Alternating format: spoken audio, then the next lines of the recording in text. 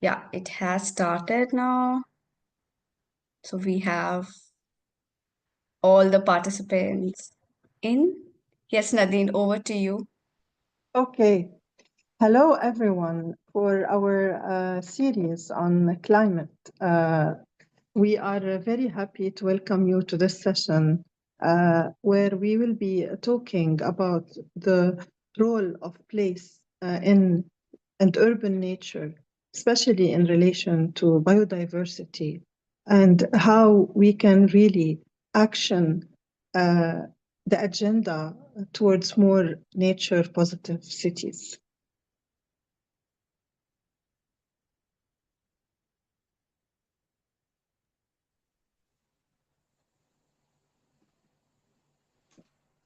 This webinar will also explore the unique character of each place and how it is crucial to create a nature-positive future for generations to come. The urban nature and landscape planning play a crucial role because when we recognize that business as usual is not going to change the world of our grandchildren, we can discuss better approaches and strategies. Our expert panel will discuss innovative approaches and strategies for integrating nature into urban environments. And we'll explore also how understanding and valuing the specific characteristic of a place, whether it's ecology, its culture, or community, can lead to more effective and sustainable landscape planning outcome. We have panelists from different perspectives and from different geographies that will also shed lights into not only urban nature for enhancing biodiversity, but also how it's related to human well-being, how it builds resilience to climate change, and how it feeds into livability in our city.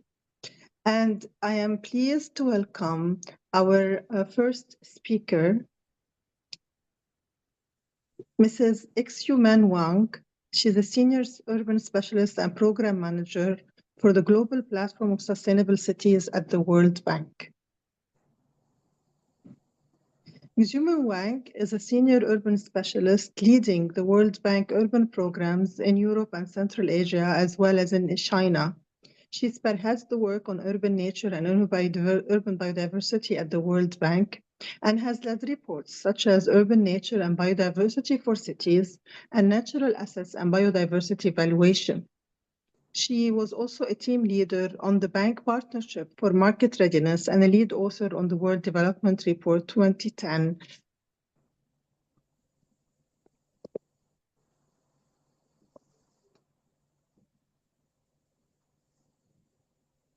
Prior to joining the World Bank, she worked with the UN Climate Change Secretariat and the Secretariat for the Convention of Biological Biodiversity. She holds Master of Laws degrees from Wuhan University and the Fletcher School of Law and Diplomacy at Tufts University. I welcome her to start presenting her presentation. Thank you very much. Sorry, I hope you can hear me. I have some technical problem to have access, but I think it's all set. I hope you can also see the presentation. So what do I want to do here to give you a quick briefing what we do as a financial institution, because I think it's very much related to the work you are doing, and we do very much want to find a way to connect basically the experts, finance, engineers, and architects.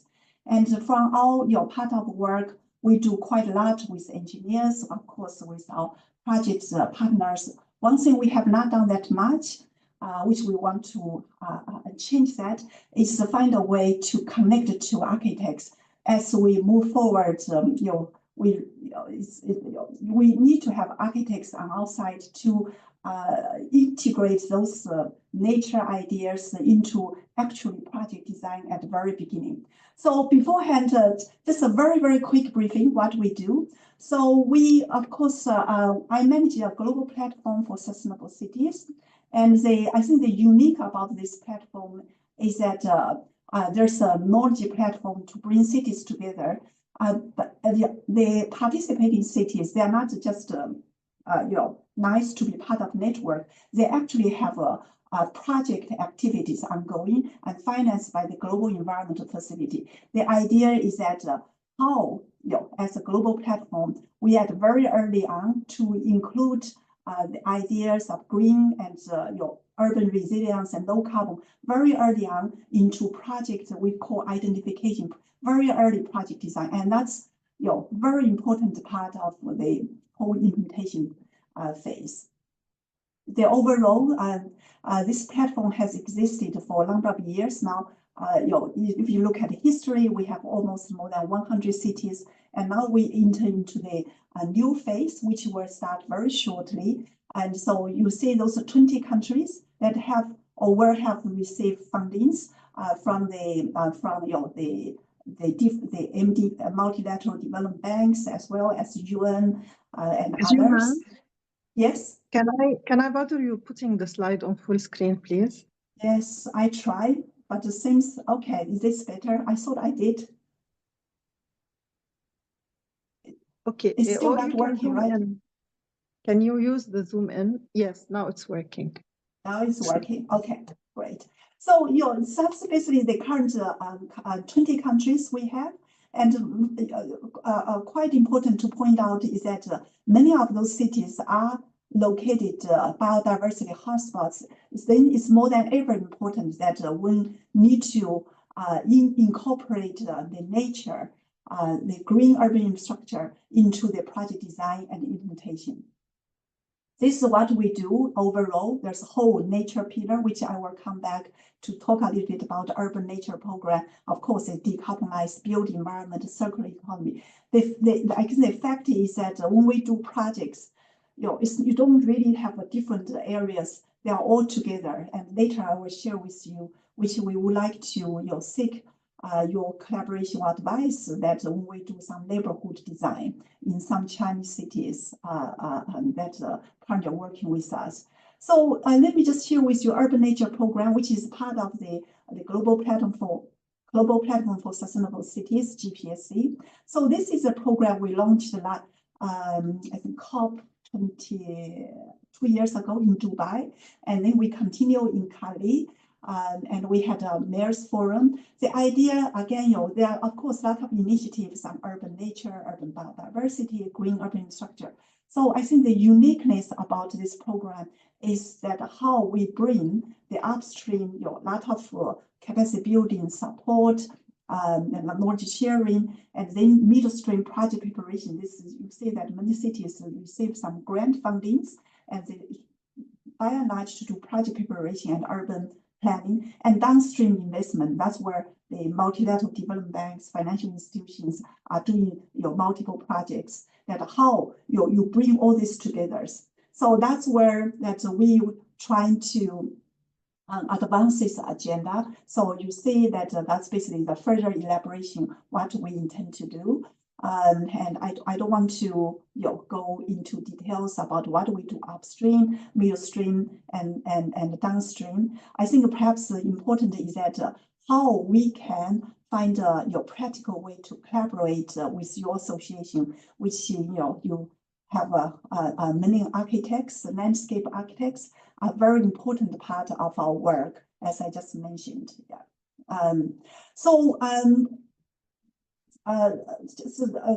Going forward, there are a number of actions we will undertake. And the first one, we are establishing this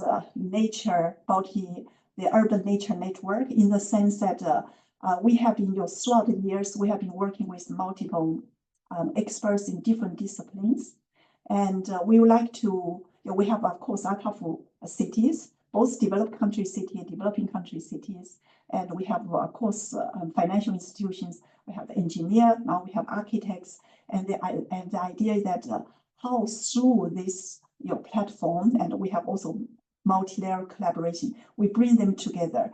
Together is that it's not only to share, of course, not only to share information, share knowledge, we also want to say that how we can leverage your knowledge and to help our cities. I will give some examples later when we talk about project support for cities.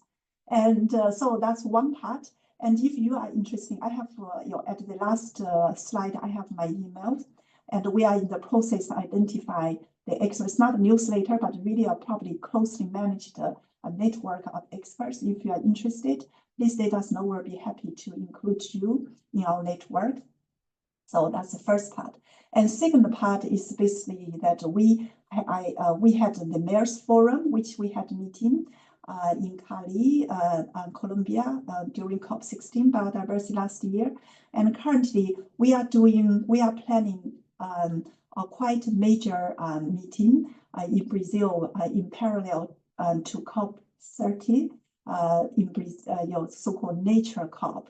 And the idea is that we would like to have 2 to 3 days, like to bring multidisciplinary experts together with the mayors, the leadership. So that is something that we'll be happy to explore, that how we can collaborate. And the third part, of course, the knowledge products. And we are developing the green urban, how to develop green urban infrastructure for cities as overall guidelines. And that part, again, in fact, we are working on one of the major architecture firms, landscape architecture firms in Germany. They did excellent work in for one of the Chinese cities. I think it's one of the most comprehensive green urban infrastructure investment plan. And we like to use this basis to further develop so that it is applicable to many other cities around the world. And we will conduct consultations. Again, we'll be very happy to have you involved. So lastly, on the projects, right? I personally also manage projects in Turkey, in China, and others. We also have a very strong demand from Bogota. And of course, the Chinese city, we have in fact just received a request. I was asking around. We are doing an urban regeneration project for a neighborhood, and of course, cities have done a lot. But this time, we are really advising that how to incorporate not only just nature, it's not only just planting some trees, some green spaces, to consider that the ecosystem in that area, to consider how the urban biodiversity can be connected to much bigger the green corridor and the cities and districts about biodiversity and nature plans. So that you have, because that's just one area, and they are also leveraging resources to develop the whole area. So that's an opportunity for us to think that in the urban landscape, that it's not only traditional. Sometimes we like to call, at least many Chinese cities still do the same. It's like they like to have a British and Versailles, French the gardens, that kind of approach. It's really changing, mind change. And that's where they very much want to say that what can be done that bring the nature into that neighborhood in a way that maximize resilient benefits and maximize health benefits, and then have this whole green connectivity to much bigger cities plan for green urban infrastructure. And the same with Bogota. Bogota also made a specific request to us. Is that of course, many cities have a lot of problems with the drainage system, in part with urban flooding, and while they will have to enhance their drainage system, that's a great urban infrastructure. But I think the sponge city idea, the green urban infrastructure, go hand in hand with the traditional drainage system, then how it can be done in a complementarity way. So for that, we are planning a major meeting in Guangzhou, China. We're bringing most cities in Asia and of course many Chinese cities into it's a kind of training we call green and resilience infrastructure, under which we will discuss green urban infrastructure, what cities have done, and as well as that how the sponge cities idea can be incorporated into the overall design. Some architectural firms, probably some of Turen from China, the sponge cities. I think most Professor Yu Kongjian's team will join. We have also some other architectural firms will join as well. So, and we'll be very happy to find a way to engage with many of you as we move forward. So thank you very much.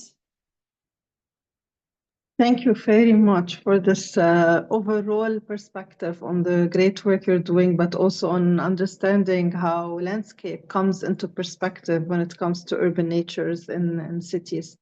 Allow me to introduce our second panelist, Honorable Urmila Rajadyaska from the she is the president of IZOLA. Mrs. Urmila graduated in architecture from College of Engineering, Trivandrum, and went on to do her master's in landscape architecture from the School of Planning and Architecture, Delhi in 1990. Her work for the front garden of the Prince of Wales Museum, Mumbai, has been awarded by an honorable mention at the 2010 UNESCO Asia Pacific Awards for Cultural Heritage Conservation. And she has worked on developing an interpretive forest park in Nashik, initiatives in grading urban housing policy as the UNDP consultant for the state of Maharashtra. She has been equally active in IZOLA, the National Society of Landscape Architects in India, and is presently serving as the honorary president of IZOLA. She founded and headed the first master's program in landscape architecture in Mumbai from 2016 to 2022, and is presently heading the Master of Architecture program at the Vivekananda Education Society College of Architecture, Viskova, Mumbai. Allow me to introduce Mrs. Urmila, and she will take us through the multiple facets of place and landscape for urban nature and nature positive cities. Mrs. Urmila, can you please share your screen? Thank you, Nadine. And while I'm getting my screen shared, namaste from Mumbai, India, to all of you from whichever part of the globe you may be listening. Are you able to see this in full screen? Yes, yes, we are. Yes, Okay, we are. thank you so much. So thank you, Bruno, Anushruti, Nadine, all my fellow panelists and IFLA for this opportunity. The topic of our webinar today is a wonderful one. And thank you for the 7 minutes you have selected.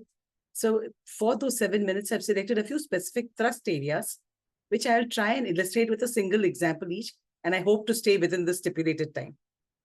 So as India is an old inhabited land, inhabited across millennia, and there exists a vast repository of traditional knowledge through lived experiences, handed down from generation to generation through narratives.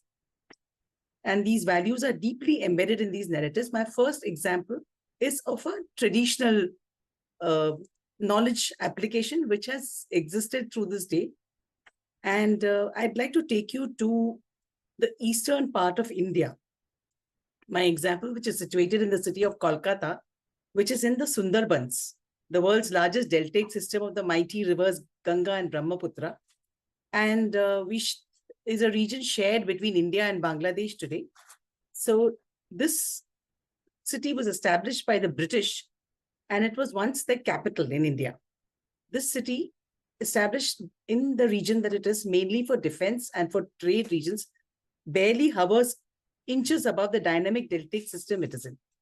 So as Calcutta rose from its early embattled existence and lived through the partition of the country for many years, nobody quite realized even though about what happened to the waste that it generated. So Kolkata generates nearly 1,112 MLD of sewage, but has sewage treatment plants only for a combined capacity of 179 MLD. So what happens to the remainder? It remained a big mystery till the sharp eyes of late Dr. Dhrubajyoti Ghosh, who was a UN Global 500 laureate, solved it. So traditionally, wetlands which receive wastewater from drains have a tradition of wastewater being treated with the cultivation of fish and paddy by farmers who give excellent fish and rice as well as wonderfully clean water. So the farmers who farmed the wetlands surrounding Kolkata on its east had been rendering this service quietly. Did my screen move or it hasn't? It hasn't. Okay. I think I have a problem. Please give me a minute. Let me see if I can. If you want to minimize the slide, then maybe it will be easier to move. Yes, because sometimes it's the resolution of the image. Okay. But it's refusing to minimize as well. One moment. Shall I try this again? Yes, please do. I think yeah, okay.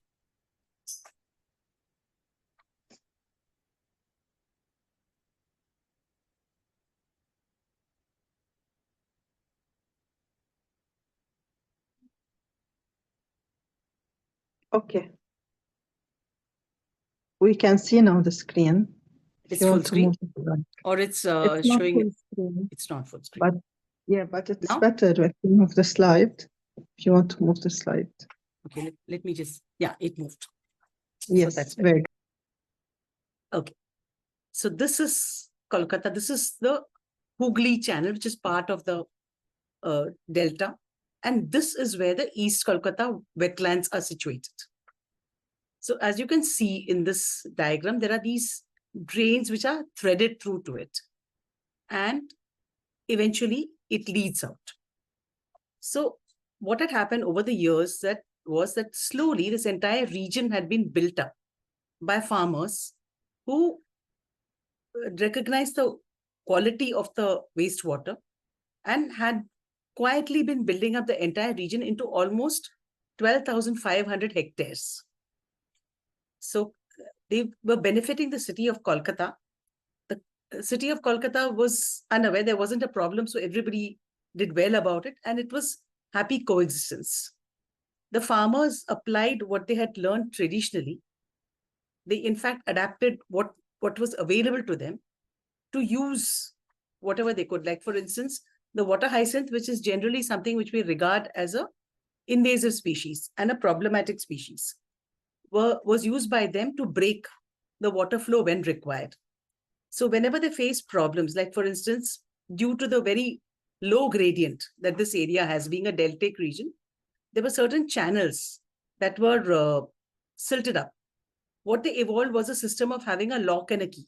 This particular channel had got silted up, so they created a lock system so that the flow could be built up and it would wash away and clean out. So this had been going on quietly across the years. And then it was found out by Dr. Ghosh. And actually it was found out because as the city grew, as all our cities grow, it started moving towards this wetland area. And that's when the trouble started happening and pollution started increasing. And the farmers who were farming were also disturbed. So it was Dr. Ghosh who christened the area as the East Kolkata wetlands and worked towards getting a management authority set up and getting Ramsar protection for these areas. So the farmers actually organized themselves into cooperatives, which are called bheris, and worked this out almost on their own. But today they work under an East Kolkata Wetland Management Authority. So here, this was something, a kind of a knowledge system which they had inherited, which worked for a large metropolitan city like Kolkata. Kolkata is not small, and worked very well because they really didn't feel the need for the setup of a whole set of sewage treatment plants for that. So this is one example of a traditional method. Another thrust area that I'm looking at is how landscape architects and members of IFLA are learning from the traditional knowledge systems that exist in the country. So I'd like to invite you to look at the work of Mohan Rao, a colleague of mine, and who has been involved with working with identifying the traditional systems and mainstreaming them in the work that he does. So early on in his career, Mohan Rao had worked on an area called Hampi today, which was the capital of the ancient kingdom of Vijayanagara, and the capital city was also named Vijayanagara. So in this, what are many of our ancients in India over the years the country was inhabited realized that for a settlement to flourish and for a city to flourish, water is one of the primary requirements that you have. So they usually set up and identified areas where water systems to support a city could be established. So Hampi is one such case where you have this reservoir which is called a Pushkarni, which is at an elevation in the surrounding hills. It also has a river called the Tungabhadra flowing nearby. But when the Archaeological Survey of India tried, emptying out the water in this Pushkarni, they found that it just would not get emptied out. And also that it was not directly connected to the river, which was flowing by itself in a separate valley.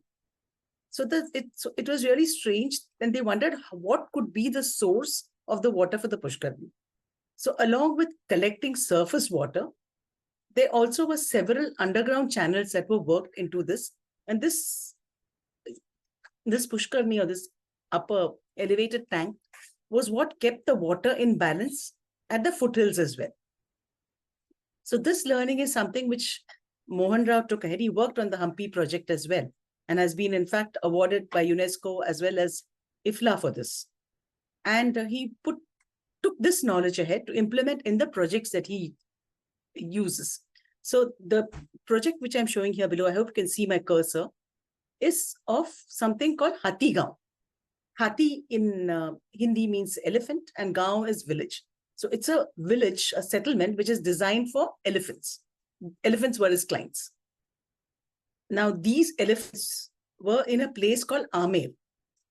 Amer is near Jaipur in Rajasthan, which for those who know India will realize that this is a desert area. And you may wonder what, say, 140 elephants were doing there.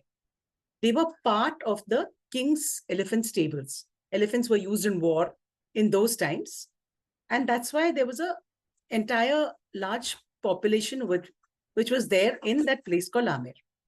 Now, after the abolition, after independence and the abolition of the princely states, the patron for supporting the elephants was no longer there. So that's when the government stepped in and they were looking at what could be done.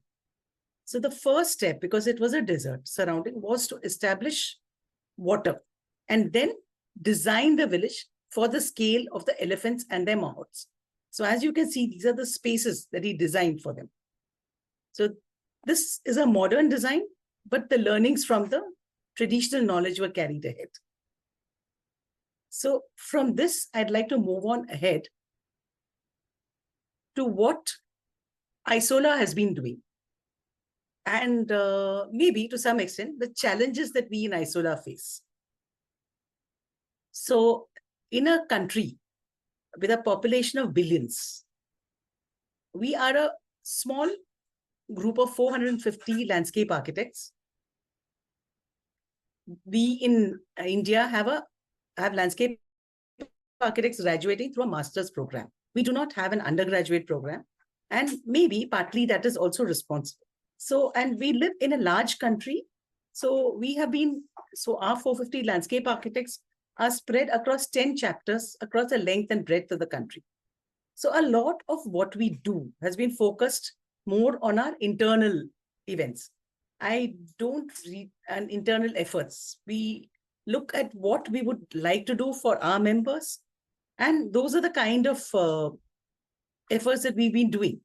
So though some of the challenges we feel is that maybe we've been a little internalized, and that's one thing that we're really trying to mend. We may not be, we've not really connected so much across the globe. And that is something which we're looking at taking ahead.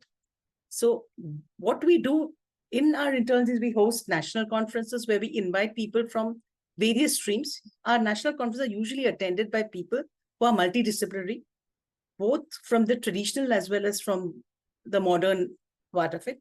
We have events for our members, like this was one which is at a saltwater lake in Rajasthan called the Sambar Lake. We also celebrate the World Landscape Architecture Month just coming now with various events that happen across our chapters. So since we have 10 chapters, there's a general buzz that is created across the country for different things. So there are events for children, there are like events that happen online, there are events that happen offline, there are competitions that happen, there are walks that happen. And believe me, in a hot Indian summer, that's quite something that goes on. We also have certain events which center around the dissertations which our students do, and also some other research-related events. So the conferences that we have been, like the recent one that we had was about coexistence, landscapes of coexistence, where they're not human-centered. We've also looked at reimagining landscapes. This was in Kochi, where we had faced major floods. And this came after that. Changing climate, evolving landscapes, and also the legacy of our senior landscape architects, so that the younger generation is acquainted with them. So I've kind of tried to give you a small window into what we do in India and in ISOLA. And we also are hosting the IFLA APR on the 14th and 15th of November in Mumbai, India. I'm really looking forward to welcoming people from all over the world, and I do hope to see all of you listening here, as well as those who are here as fellow panelists and for the program with me over there. Thank you so much for the opportunity. Thank you. Thank you, Honorary President. And it's so nice to see how ancient knowledge can inform new landscape approaches and also bring nature more closer to how we can make nature positive environment. And please allow me now to introduce Mrs. Tasman, as she will be our next speaker. Mrs. Tamzin Farager, she works at the City of Cape Town in South Africa as a Principal Resilience Officer. She's a landscape architect, designer, policymaker, strategist, researcher, author, and mentor. And Tamzin relentlessly pushes the profession boundaries to make cities livable, resilient, and climate adaptive.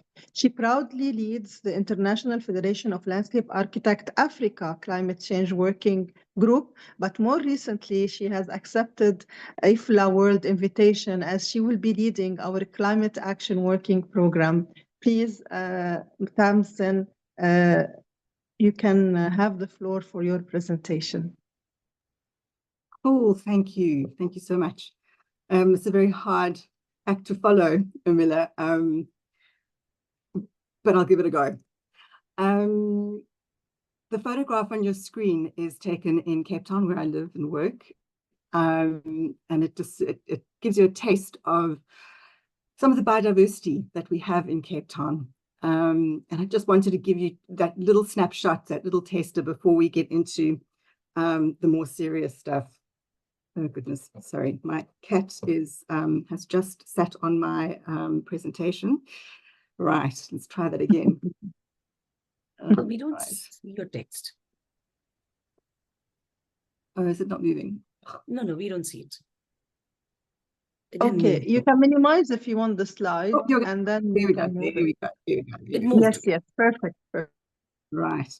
Okay, so South Africa is now one of the first countries in the world to develop a spatial data tool that deals with spatial planning and integrating biodiversity plans into multi-sectoral plans that integrate priorities across biodiversity conservation, climate change, and sustainable development into one single action map.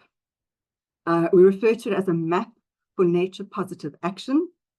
And it comes as a result of the multi-party partnership comprised of local and international partners. These are critical places where efforts to protect, manage, and restore nature can sustain critical benefits to South Africans, including food and water security, not too dissimilar to India, including sustainable livelihoods, disaster risk reduction, and carbon sequestration. The resulting map is a tool that we can use to harmonize land use policies and prioritize regions to protect, avoid loss, restore, reduce pressures, and engage in ecosystem-based adaptation. It is supported by a resource mobilization action plan, which identifies areas where environmental fiscal measures are needed. And the primary purpose of the map will be to unlock or mobilize resources for nature-based actions that are optimized across several policy commitments. South Africa is one of a group of countries, including Cambodia, Chile, Colombia, Costa Rica, the Dominican Republic, Ecuador, Haiti, Kazakhstan, Nepal, Peru, and Uganda, that are developing these maps of hope to meet their goals related to sustainable development, climate change, and biodiversity. This exercise is one of the first of its kind in the world, notable for the live engagement of national experts and scientists in developing the map that reflects South Africa's national priorities and realities. It's a fantastic resource. You can go into it and select various layers and whatnot. It's interactive. And I didn't know about it until a few days ago. So it's interesting how many resources are actually out there that are available for decision making. Let's try, right. So this big question of, what can we do to promote place-based approaches in South African cities? I have a number of ideas. that include, number one, education. The photograph that I'm showing here is of the Atlantis Aquifer Reserve. Under that sand is one of the longest operating managed aquifer projects in South Africa. And it includes, so there's the nature reserve, but then it also includes an education center that then talks about the role of groundwater and aquifer management and groundwater use for the city of Cape Town. Many of you might have heard about the Day Zero drought in Cape Town, and one of the resources that we'll be using going forward, and in fact are using, and this project has been refurbished to provide groundwater into that bulk water mix. So we're taking groundwater very seriously, and so education around it is super important, and protecting the groundwater protection zones is also very important. Again. The other aspect is partnerships. You know, how we work as landscape architects with different types of partners. This is just a very small selection, but learning how to communicate with different lobby groups, different community groups. On the left-hand side, there's a group called the Friends of the Lisbeek who participate in the management of a river catchment and a river. On the right-hand side, we have a photograph of a Friends of Park group. And they do lots of educational work with kids, as you can see. And then the middle picture, the little logo there is the logo for the the Table Mountain Water Source Partnership, which is a private sector and public sector and academia and national resource research, water research commission, etc., coming together around the Table Mountain aquifer again. Developing ways of representing data, gathering data for groundwater. They've also got a project around promoting education in another nature reserve as well. So we have these many different entry points into conversations around nature positive approaches. Sorry, my slides aren't moving here. Oops. Please allow me to take benefit of this time to encourage the attendees to post their questions on the chat Q&A. Super. Yes, please. So it's quite interesting that Emila started with a focus on water. The photograph on the screen is of a community participation process linked to the City of Cape Town's Livable Urban Waterways program, which took a co-creation, co-development, co-ideation, really completely turned the usual way of working on its head. And they've developed a number of projects located within catchments that will be, that there are in implementation. There's a pipeline, but really kind of setting a new standard for co-creation with community groups. The other bunch we really need to communicate better with our engineers and architects. So I love this photograph, and I have permission from the author to use it.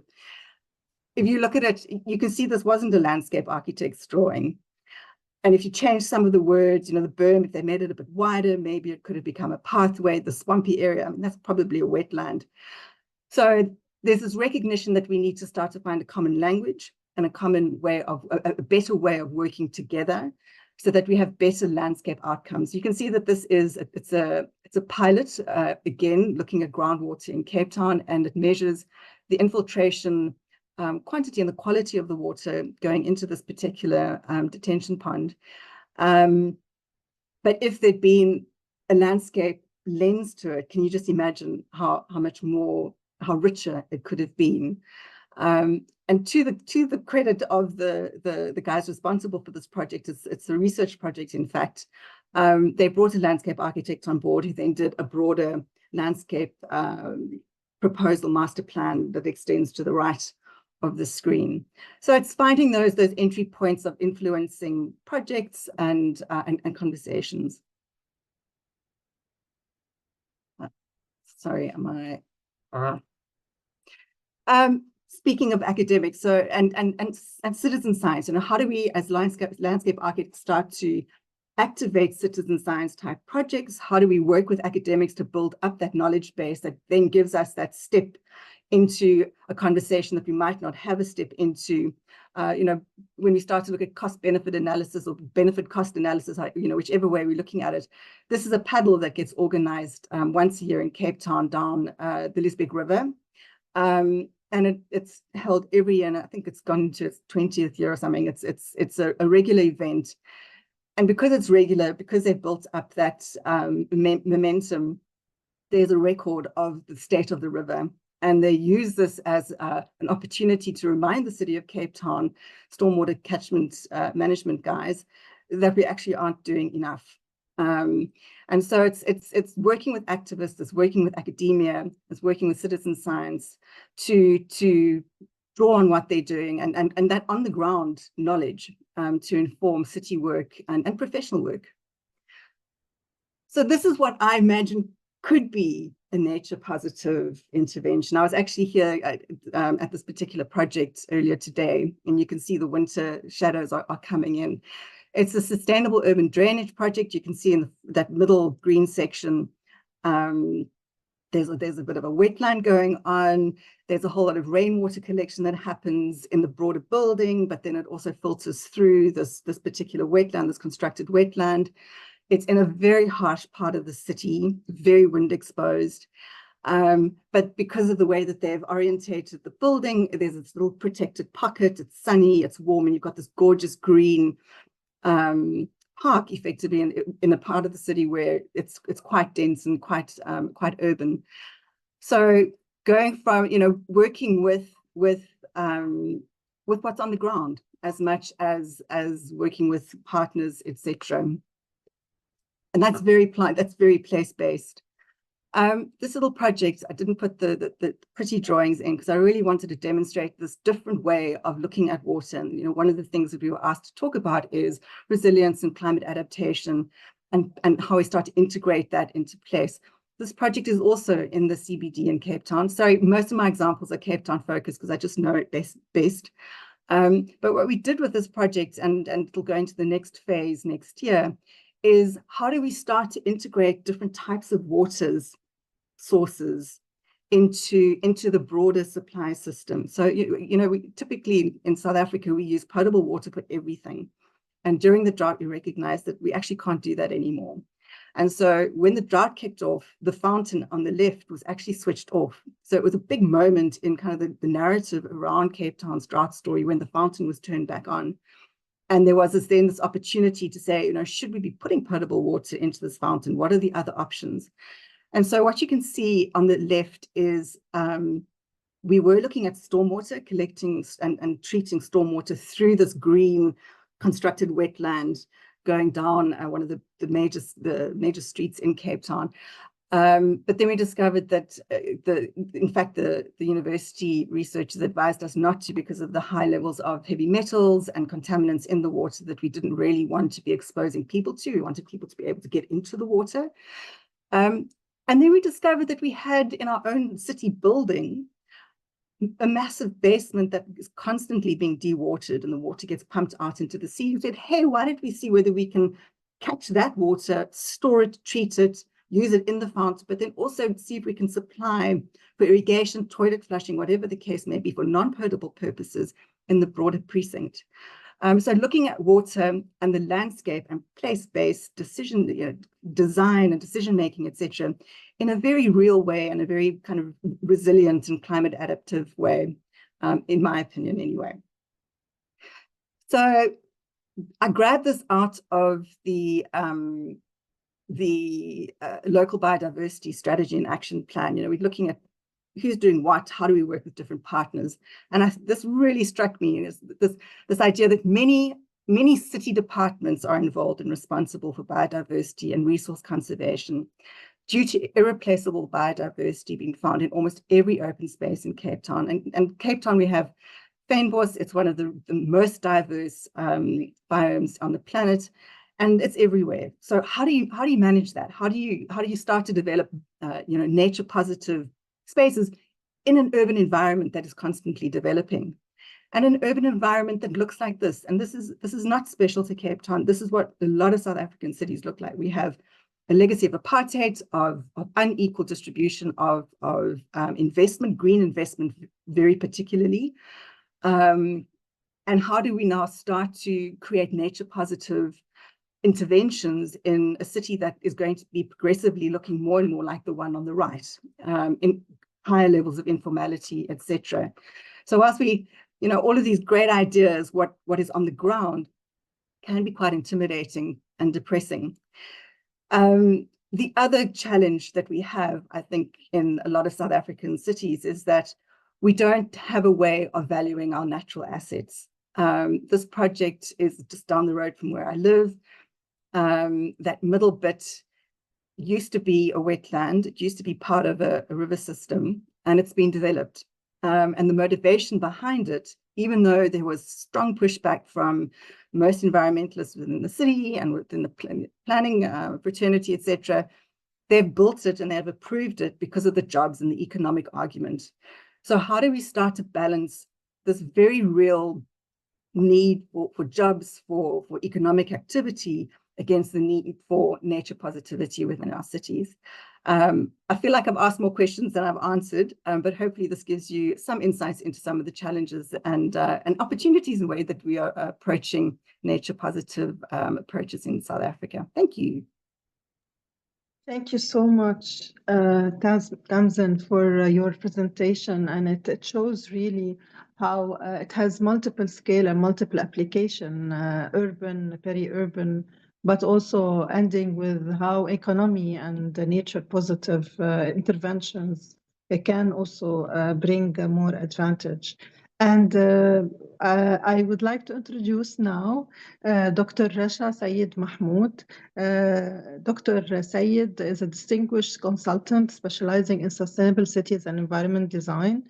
She's a certified architect and expert with a PhD in architecture environment design, and she's a visiting scholar at MIT Sustainability Cities Program 2017-2018. Rasha also contributes to academia in Birmingham School of Architecture and Design, and also in the Missouri State University. She is part of planning for climate action and the UN, and she has her own practice, SAB design.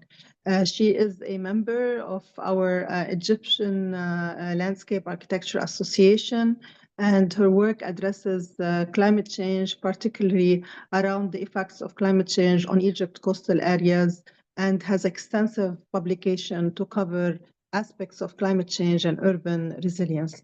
Dr. Rasha, please, without further ado, please show your presentation, and we're happy to hear you. Thank you, Nadine. Thank you, everyone. It's hard to catch after Ormila and Tasneem, of course. I will try my best. Okay, can you see my screen right now? Yes, we can see your screen. Okay, I will just make it complete. Okay, so landscape architecture in Egypt is,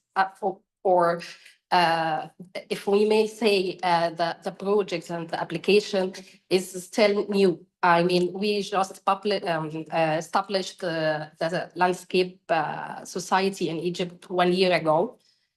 And the understanding of the profession and the understanding of the parameters that control this profession is still need much more comprehensive understanding and development.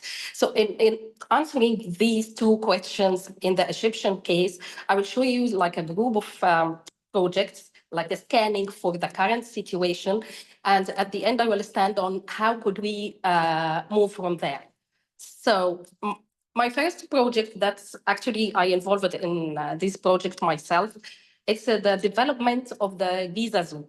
It's in Cairo, and you can see how the urban pattern at some point, most of it is informal. Actually, this is an agricultural land for the Cairo University, so it's not even accessible for everyone. The only park that is accessible for everyone was the Giza Zoo.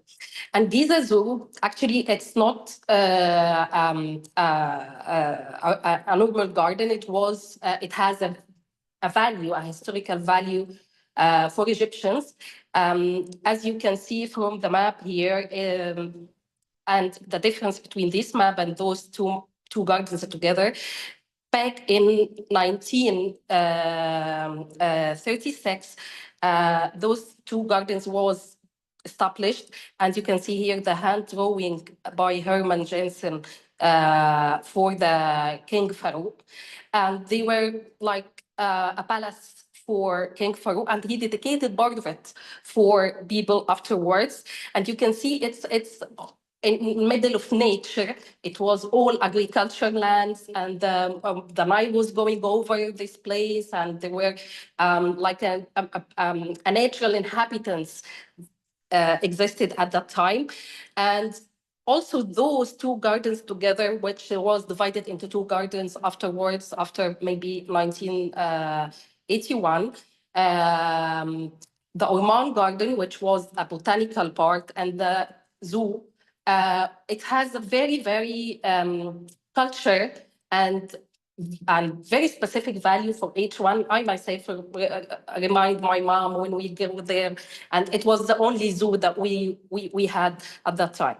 So now we are working on making this project alive again, because it was closed for like 5 or 6 years. The deterioration was huge, and people in Cairo wouldn't find except only one garden, which is Azhar Park. It's another project. We don't have any place to go in Cairo as a public garden.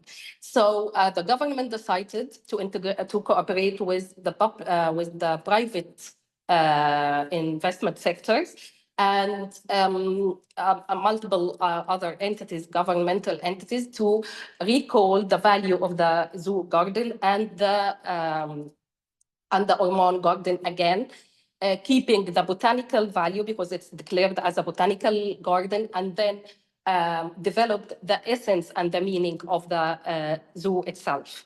Another project, actually, it was by Meher Stino. He's one of my own pioneers, and he's still now teaching in Cairo University. It's in Aswan. There is a new casual moda, if I may just say, that due to increasing number of people all along Egypt, and not just in Cairo, that we expand and urban sprawl expanded into the direction into the deserts, not for the Nile, into the deserts. So there is a new Aswan city. A new Aswan city, it's more embedded into the deserts away from the Nile, but it has like a coastal line all along the Nile. And you can see here, part of this project was actually archaeological sites. So the integration between the history and the archaeological sites, and how could you invite people again into the banks of the Nile to integrate with together and evaluate the meaning of the landscape there, actually was created by Meher Stino and completed. And this theater has been seeing too many events afterwards.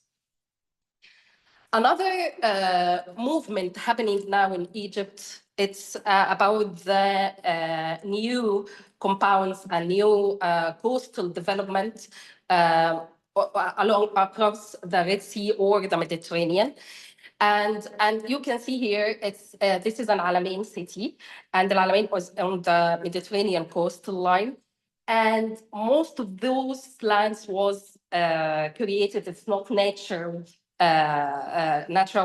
land, but they try to invite the nature into the city. Of course, there is a huge impact of this cities. I can see it myself.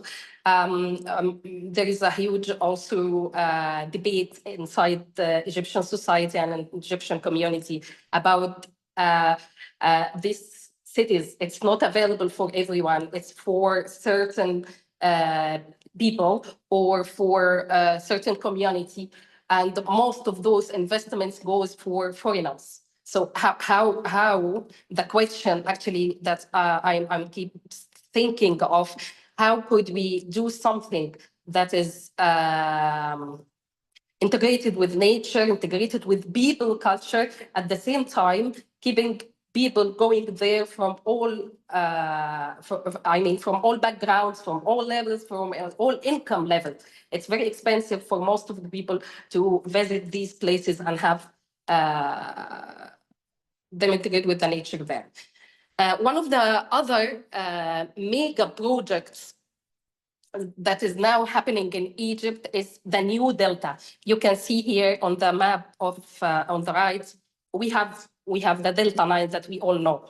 And now they expanded this delta towards deserts and Fayoum city with a new delta.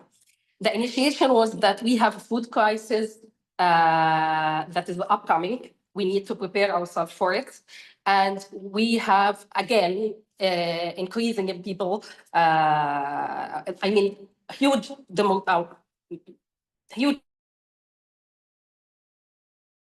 events due to culture and other events. It's not the forum to talk about it here.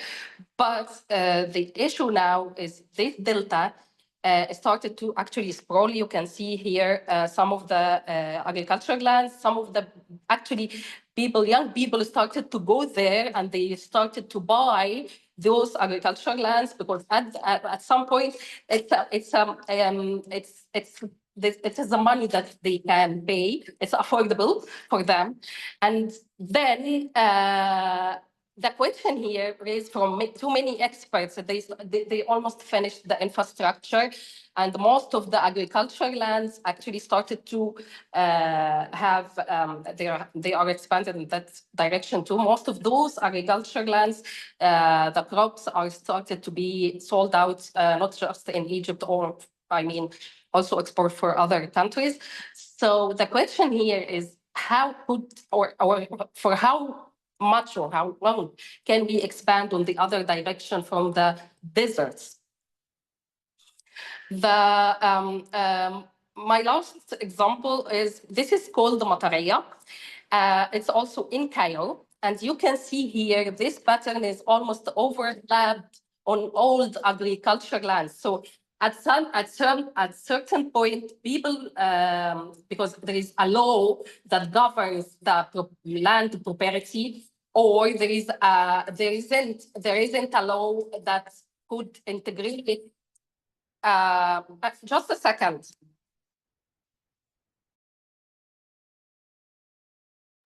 Okay, there isn't a law to integrate people demands into urban sprawl and so on. So you can see this is how it used to be in Matariya, and now you can see how it's completely different. You can't find any green even pockets. This actually was the nature. It's completely nature. It's not man-made. Except of course for the Mausoleum. So in Ramadan, you can see the difference between this pattern now and then in Ramadan, because people are having their iftar.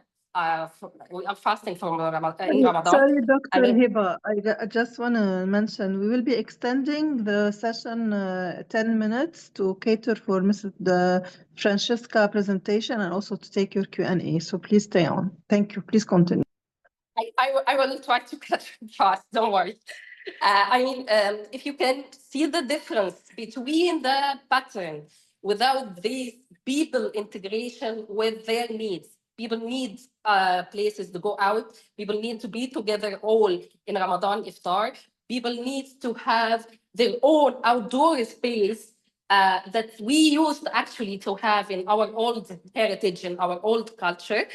People need those outdoor places to like street art as well. We have a history about street art. So this example is really crucial, that a call or a red call actually for all landscape architects and planners in Egypt, that we need to look into these places or those places, not to demolish them, but how to integrate our skills or our capabilities to recall the nature that used to be there, according to people needs and according to people participation, according to people integration. Therefore, I mean, in IFLA, as I told you at the beginning, we just have IFLA last year, and we are trying to integrate all the experts, especially Egyptian experts in IFLA, in order to set a new meaning for the profession, a new understanding for the landscape architecture. It's not just an outdoor place without design, as here people think. No, it's a place with other too many meanings. So what we are trying to do is all of that. There's an unorganized project that has horticulture, unorganized projects for cultural practices, unorganized projects for natural trails, and so on. But we are trying to gather all that together on the, that's my own thinking, to recall nature and history back again into at least Cairo, because Cairo now is really, really a very crowded place without any. I mean, if we calculate the green spaces, we wouldn't exceed it by 5%. So that's more or less what I wanted to say. And thank you. Thank you, Dr. Rasha, for your passionate recount of the different types of contemporary landscape planning approaches and the different challenges in making these happen in Egypt, but also as a microscope of the the different Arab countries. I would like now to introduce Mrs. Francesca. She is a landscape architect and professor at the Universidad Central of Chile. Her work focuses on the integration of ecological principle into urban design and planning, with a particular emphasis on the role of native vegetation, but also green infrastructure in creating resilient and sustainable cities. Her research and practice explore how landscape architecture can contribute to biodiversity conservation, climate change adaptation, and the enhancement of public spaces for human well-being in the Latin American context. She's actively involved in projects that promote community engagement and the incorporation of local knowledge in the design and management of urban landscape. Please assist me in welcoming Mrs. Francesca Fernandez. Thank you, Nadim. Hello, everyone. Bruno and IFLA teams. Well, I'm going to the presentation. Play forward. Yeah, we can see the presentation, but the next slide, maybe if you minimize and yeah.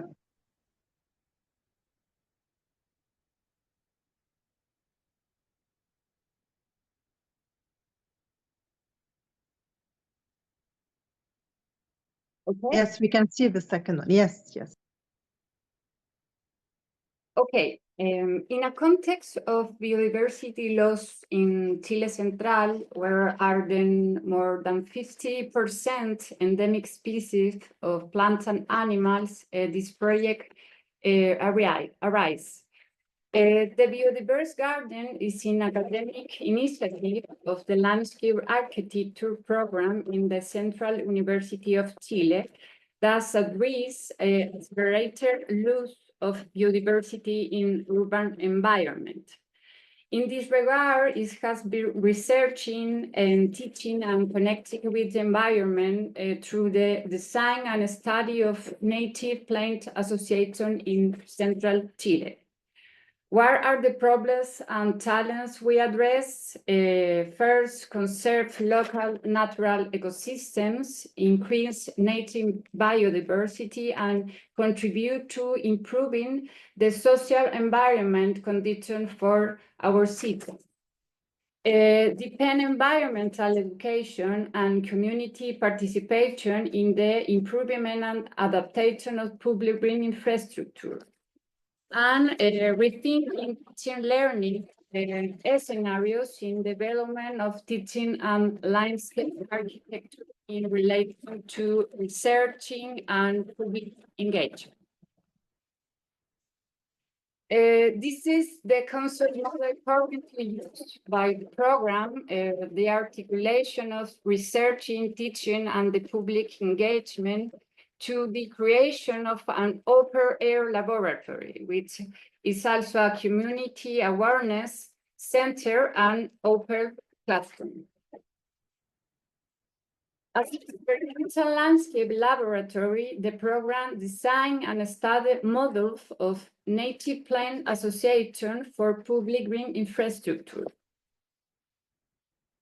The Efficient Garden project seeks to evaluate types of solutions that contribute to the sustainability of public urban green infrastructure in relation to water efficiency, substrate selection, and native plant space. Here, image of evolution at that native experiment garden in 6 months. Biourban shelter, the six micro-scale refuse model for climate and biodiversity integrate nature-based solutions.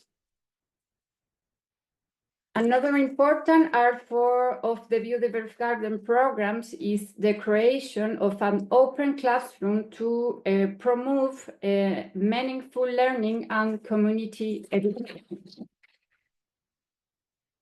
Strengthening environmental education to the recognition and appreciation of patterns, processes, and natural presences that are part of identity of our local ecosystem. Some examples: seed recognition and planting activities, workshop with local government officers, and community awareness workshop. You can review some of our publication on the following links. Thank you. Thank you very much, Francesca, for this overview of how we can bring biodiversity to infrastructure. It's very interesting that we have common themes between the presentation. I think partnerships have come up quite a lot in all the presentations, partnership between local knowledge holders and designers, partnership between public and private sector, partnership between community and landscape architect, but also partnership between academia and the community. And it takes multiple forms, and it takes multiple ways to these partnership models. And in that sense, let me take also some of the questions we have received. So the first, I think, question that we received regarding I'm just scrolling through to see. I think our speakers have answered most of the questions. Yes. So I will do a question for all the panelists, and I hope each one of you answer it in the way that you feel it aligns with your point of view. How landscape architects can be like a coordinator or mediator between nature, a place, and cities or environment. How do you see this role expanding and this role becoming more essential as we have a different place-based approach? And allow me to start with Francesca, if you have any input on this.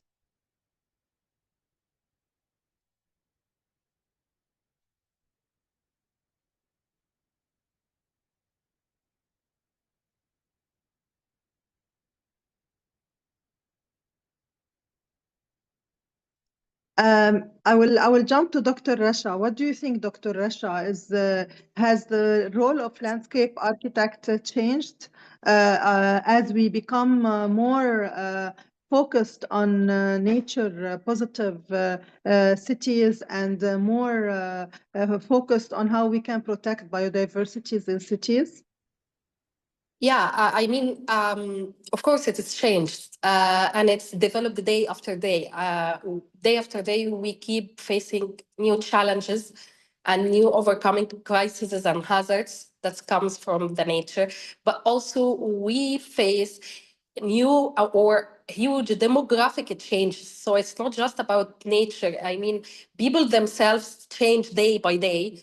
Take ChatGPT and as an example and what happens every week and how they develop. So, I mean, from the experience being in the field, doing projects in different regions, I think answering your question, Nadine, about how could we be moderators or how could we link all these three aspects together. I think the key word from my perspective is the dialogue with people, with public, with community.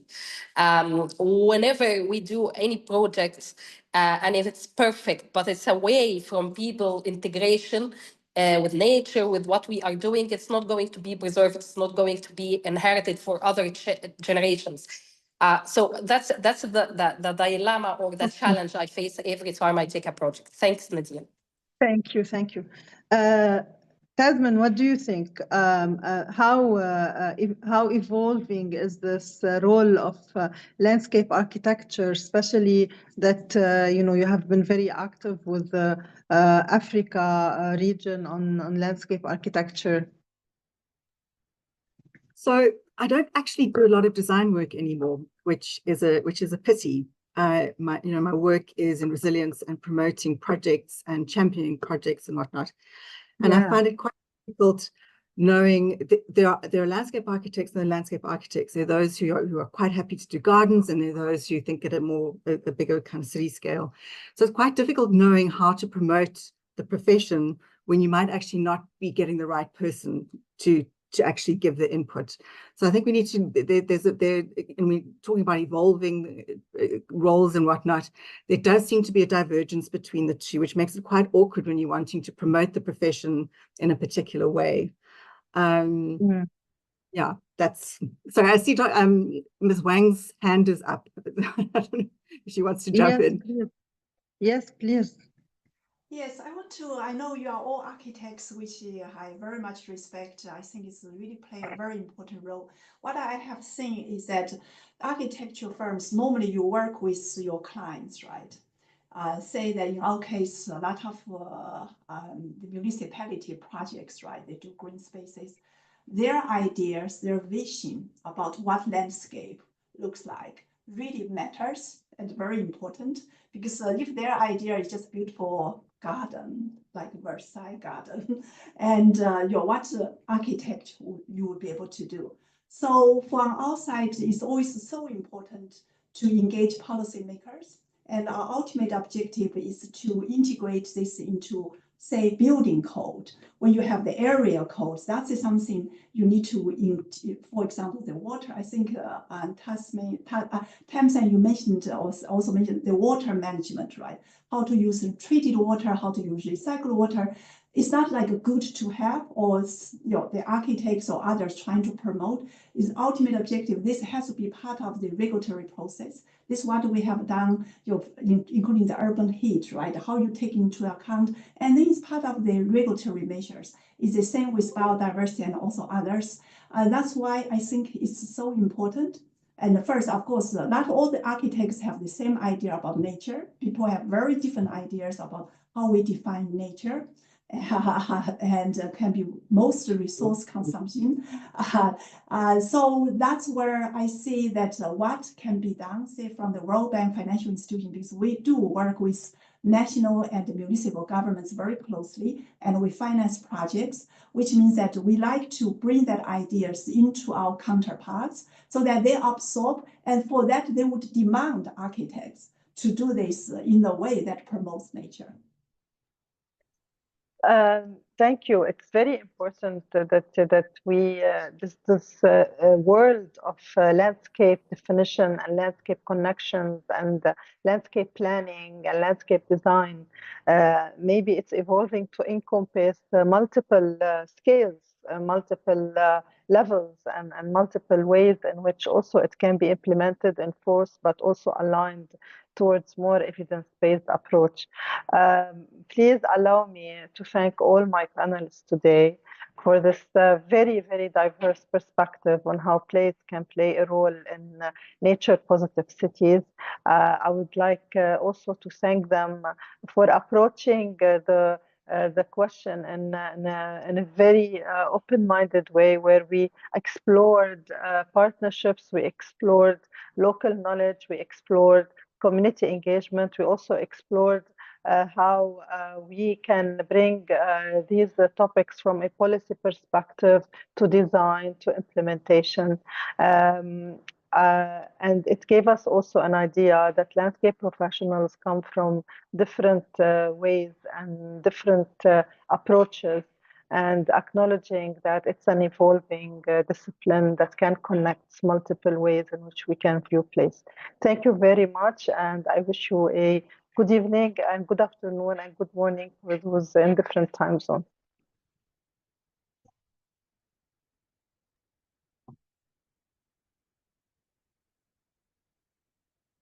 Bye.